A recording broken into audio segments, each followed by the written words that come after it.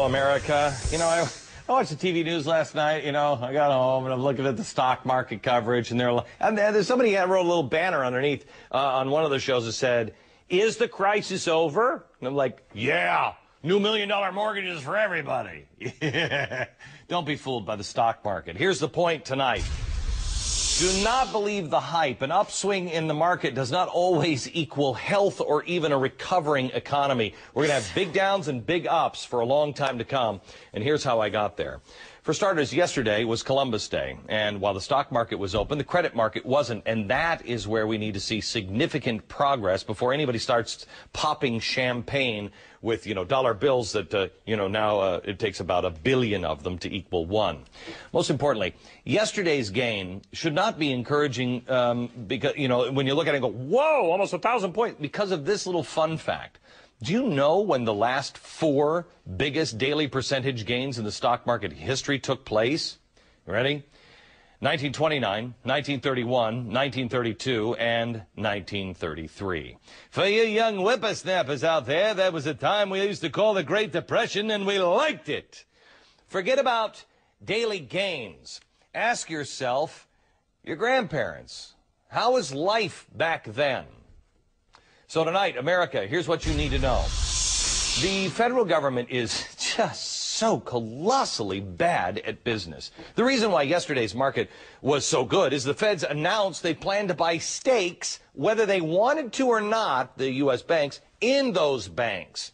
Well, that caused the price of those shares in the banks to go up. And so when they actually do buy the shares, which means when they take your money and buy them, it means now we're going to pay a lot more than we could have had we bought them Friday and zipped our mouth. Morgan Stanley stock shot up 87%. Guess who gets to get in on that deal? Now we got to pay 87% more just because we told everybody in advance. It was amateur hour. Brought to you by the same folks who buy $1,000 toilet seats and run the DMV. Do me a favor. Stick to just pointing fingers at each other and yelling at each other, boys, will you? Leave the real economic work where it belongs, in the hands of the free market. William Poole is a senior fellow at the Cato Institute and former president of the St. Louis Federal Reserve, and Peter Schiff is the president of Europac and author of The Little Book of Bull Moves in a Bear Market. Okay, Bill, let me start with you. You led the Fed in St. Louis, and you've been against this bailout. Why? I thought everybody was for it. I was against the TARP program, the Asset Purchase Program. I've been in favor of equity infusion into banks, that is, government buying preferred shares or common shares in the banks. However, I had assumed, and the Treasury had been talking about that program as being voluntary. Now, it's not voluntary. The banks have been strong-armed into doing it. And I must say, the Treasury has no authority in the law, as far as I know, to require banks, any other company, to sell a piece of themselves to the United States government. Hang on just a second, Bill, because this is something that I have not heard covered anyplace else. I have not heard this focused on. Everybody's so busy celebrating. But they forced the bank. The banks could say, I don't want your money. And the banks must sell them these preferred shares to the government. Why would they do that? The banks were volunteered the way a soldier in the Army gets volunteered to do latrine duty. Yes, sir, Sergeant. Yes, sir. Right away, sir. That's the way this was done. And I find it highly objectionable that we are not operating under the rule of law. It sets a very bad precedent. It means that in the future, anytime there is a crisis, the government will have the authority to require a company to sell a piece of itself to the federal government. So, I think it's terrible. Peter, let me ask you this, that begs the question.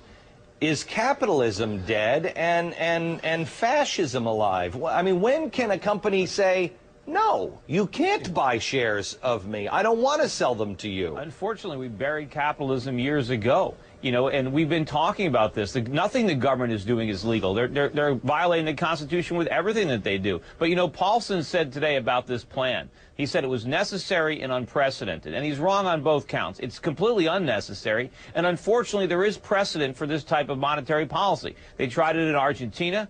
They tried it in Weimar Republic, Germany. They're trying it right now in Zimbabwe. I got right here in my hand 100 billion Zimbabwe dollars. And if I spend it quickly enough, I can buy a pack of chewing gum. This is the road they're taking us down. We don't need liquidity in this country. We need savings. And the government is trying to inject the banks with all this liquidity so they can loan it out. But you can't do that. We need legitimate underconsumption to have real savings. All the government is providing us with is inflation, and we're going to get more and more of it. So, Bill, you're the former head of the Fed. I mean, you're a reasoned guy. I mean, not like this Peter Schiff dude over here. You're a guy who knows how this system works. Are we headed towards Weimar? I mean, how do you pump this much money into a system that we have been doing over and over again and still intend on doing without inflating our money like crazy? There is an inflation danger for the long run. It's not a danger next year in the immediate future. And it is a worry. I don't think there's any possibility of hyperinflation. We're not going the way of the Weimar Republic or Zimbabwe. That won't happen. But there is a real danger that we will... Why wouldn't that happen? Because the federal authorities and the Federal Reserve and the understanding of the economics profession is such that that won't happen. I'm confident that it won't happen. So you're saying we're smarter, Bernanke and Paulson, these guys are smarter than the central bankers of other countries? They're repeating all the same mistakes. They're no smarter. They're the ones that got us into this mess. And fundamentally, intrinsically, there's no difference between the money the Fed prints and the money the Zimbabwe government prints. It's all paper. There's nothing there. I don't disagree with that, but I believe that this country is a far more responsible country than Zimbabwe. You know, based on what evidence? About that. Yeah, I will tell you, Bill. Yeah, go ahead. Go ahead. Well, I would like to, those are valid long-run concerns, and we must pay attention to them, and the federal budget deficit is going to be a big problem in coming years. But I want to come back to the issue that is right at hand of managing the financial crisis, which is real, which is serious, which does need to be managed. But I believe that this step goes way beyond what is necessary, and going beyond what is authorized in the law is a very dangerous thing to do. So, Bill, how do we, wait, Peter. Bill, how do we stop it? How do we stop people in the Fed? How do we stop people in the Treasury? The Americans have spoken out against this. We are destroying capital. For instance, try this little piece in. Everybody wants salary caps. Salary caps? Who the hell is going to run these banks if you can only make $250,000 a year? I know that sounds like a lot to a lot of people, but it's not for people who are to run the biggest financial institutions on planet Earth. You know, well, one thing that would stop it would be if one of the executives of these companies, if one of these banks, the 9 banks, were to go to court and ask for a court injunction against this requirement. Then it would be tested in the court system. We have a very high integrity in our court system, and the case would be heard promptly. I don't think so. You know, also the problem is this crisis can't be managed. We need the free market. You've got these cronies in Washington. They're like little kids with a chemistry set, and they keep on throwing these chemicals together, trying one thing after another. They hope they're going to stumble on a miracle, but they're going to blow us all up. Okay, guys, thank you very much. I appreciate it.